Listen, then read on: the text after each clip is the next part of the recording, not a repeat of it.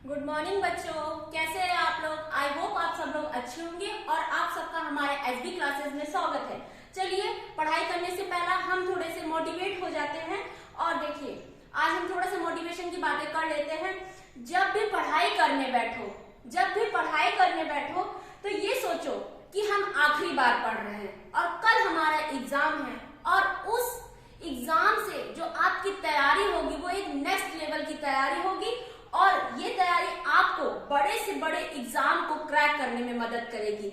इससे ये होता है बेटा कि अगर हम ऐसे सोचेंगे कल हमारा एग्जाम है तो हमारे अंदर से भय रहेगा, डर रहेगा और इन सब चीजों से हम और अच्छे से अपनी पढ़ाई कर पाएंगे। तो क्या होगा कि जब भी हम पढ़ने बैठे हर एक एग्जाम में क्या होता है, हम हर एक इम्पोर्टेंट चीजें देखते हैं, हर एक इम्पोर्टेंट फैक्ट देखते हैं जो हमारे लिए जरूरी होते वही पढ़ते हैं, बेकार की चीजें नहीं पढ़ते।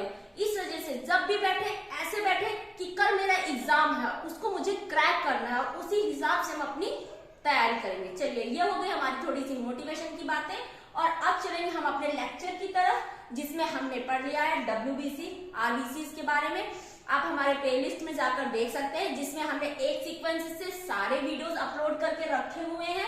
तो उसी क्रम में आइए बच्चों हम जानेंगे WBC में गैनोसाइट्स क्या होते हैं। गैनोसाइट्स वो होते हैं जिनमें की क्या होते हैं, ग्रैन्यूल्स प्रेजेंट होते हैं। देखिए ये स्ट्रक्चर है, इसमें ग्रैन्यूल्स दिखा रहे हैं हम, ये हो गया, ठीक है। चलिए आइए जानते हैं पहला क्या है, स्नोफिल्स बेटा क्या है।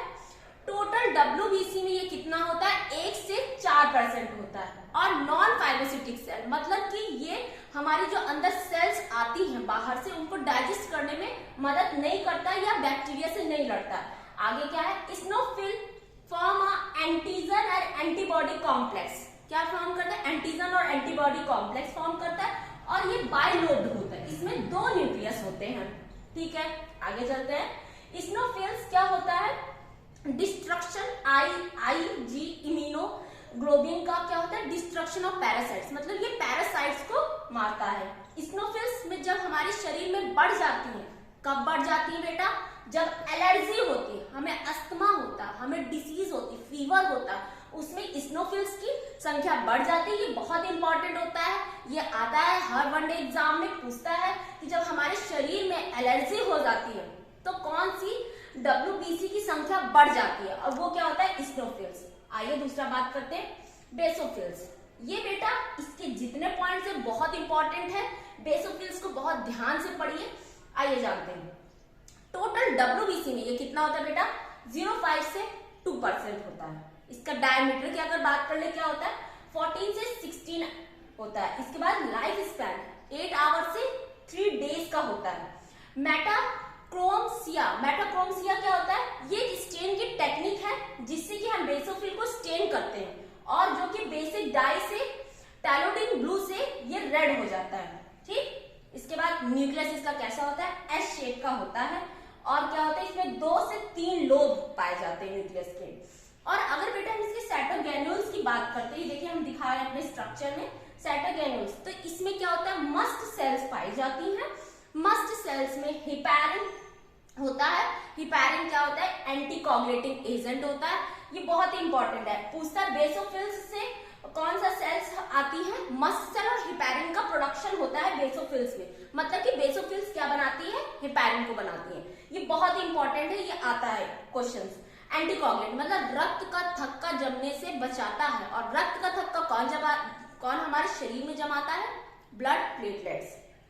आगे चलते हैं, हिस्टामिन क्या है बेटा, ये प्रोटीन है जो कि वास्कोडिलेटर है। वास्कोडिलेटर मतलब कि जो हमारे ब्लड वेसल्स होती हैं हमारे शरीर में बेटा, देखिए ब्लड किसके द्वारा जाता है, वेसल्स के द्वारा, मतलब धमनी और शिराओं के द्वारा जाता है, तो उनकी साइज को ये बढ़ा देता है।